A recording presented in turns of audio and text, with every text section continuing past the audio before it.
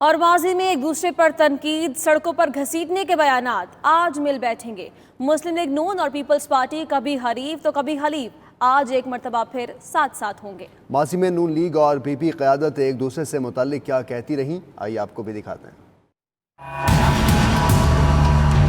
ये क्या हो रहा है कि वज़ीर आज़म पाकिस्तान के मिलों से रो के एजेंट्स निकल रहे हैं। जिस तरह चेयरमैन सेनेट का इलेक्शन हुआ, क्या वो अवाम और आइन के साथ नाइंसाफी नहीं है?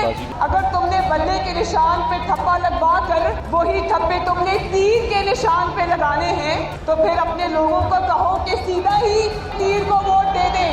जरदारी और इमरान, जरदारी और इमरान। जरदारी खुद सीट खाली कर दो, पैसे हमारे हवाले कर दो, वगरना तुम्हें और तुम्हारे लुटेरे साथियों को इसी चौक के ऊपर उल्टा लटकाएंगे और तुमसे कौम की बहाली करेंगे।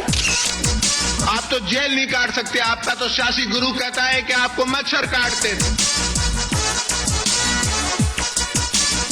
क्या मुझे वो आंसू इनके याद नहीं है जो इनने रो रो के अपने जेलों में हालत की थी? कागजी हमने शरीफों को मिटाना है, पंजाब को, पाकिस्तान को, बलूचिस्तान को, KPK को और सिंध को आपसे निजात चाहिए। बिलावल साहब अपनी आंटी या यार नदी से थे, बताए तो वो पैसे किसके थे?